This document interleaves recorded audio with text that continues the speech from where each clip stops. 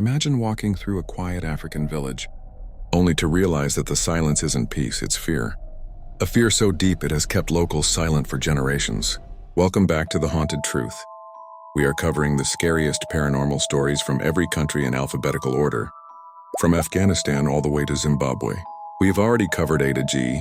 Everything is up on the channel, so make sure you check them out after this. Today we've reached Guinea-Bissau, and trust me, this one will chill you to the bone.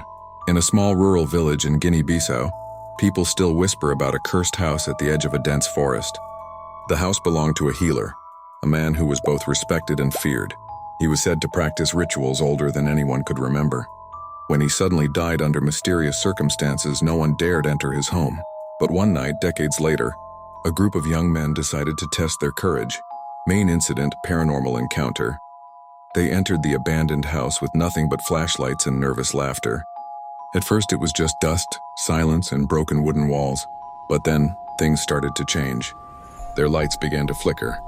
The air grew unbearably heavy, like the room itself was pressing down on them. One of them swore he saw shadows moving against the wall, even though no one was near it. Another began to hear whispers in a language none of them could recognize.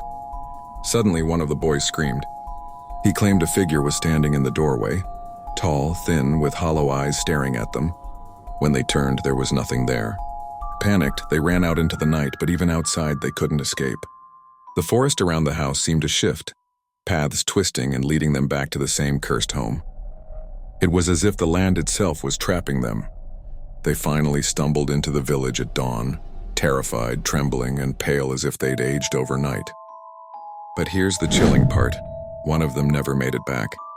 His body was found days later in the forest, sitting cross-legged, his eyes wide open, and his mouth frozen in a silent scream.